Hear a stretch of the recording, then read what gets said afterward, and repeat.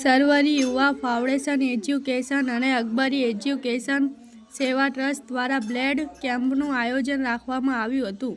સમગ્ર દેશમાં 26મી જાન્યુઆરી 2025 એટલે કે 76મા પ્રજાસત્તાક પર્વની ધામધૂમથી ઉજવણી મનાવી રહ્યા છે। ત્યારે ધાનેરા શહેરમાં લાધાપુરા વિસ્તાર અકબરી મસ્જિદની પાસે 76મા પ્રજાસત્તાકના દિવસે સરવરી યુવા ફાઉન્ડેશન અને અકબરી એજ્યુકેશન સેવા ટ્રસ્ટ દ્વારા બ્લડ કેમ્પ રાખવામાં આવ્યું હતું।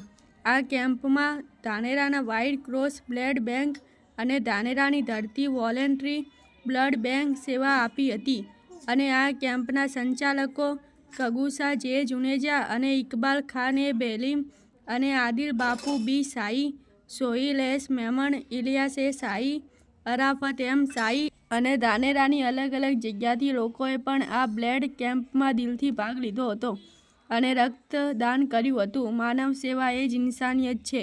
રિપોર્ટર મહેબૂબ બેલીમ, ધાનેરા।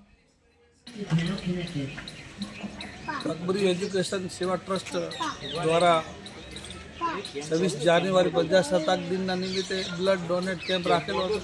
અમારો ટાર્ગેટ રહેશે કે 26 બે બ્લડ બેંકો રાખેલી છે, તેમને 26 બોટલ અમે બ્લડની આપી શકો એ જ અમારો ટાર્ગેટ છે। અને અમારો જે ધ્યેય છે કે એવું નહીં કે એક જ સમાજ, એમાં તમામ સમાજને આવરી તમામ સમાજના લોકોનું બ્લડ લેવાનું છે અને તમામ સમાજના લોકોને મદદ પણ કરવાની છે।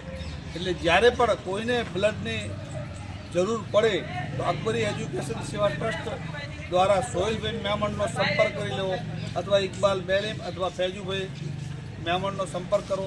તમારે બ્લડ એટ અ ટાઈમ કોઈ બી લેબોરેટરીમાં ગુજરાતના કોઈ બી ખૂણે અમને વ્યવસ્થા કરી આપવામાં આવશે ઇન્શાઅલ્લાહ। આ કેમ્પનો સંચાલન કોણ છે? આ કેમ્પનો સંચાલન અકબરી એજ્યુકેશન ટ્રસ્ટ દ્વારા જ થયેલું છે। એમના જે સભ્યો છે એમના દ્વારા થયેલું છે। સરવરી યુવા ફાઉન્ડેશન એન્ડ સરવરી એજ્યુકેશન સેવા ટ્રસ્ટ।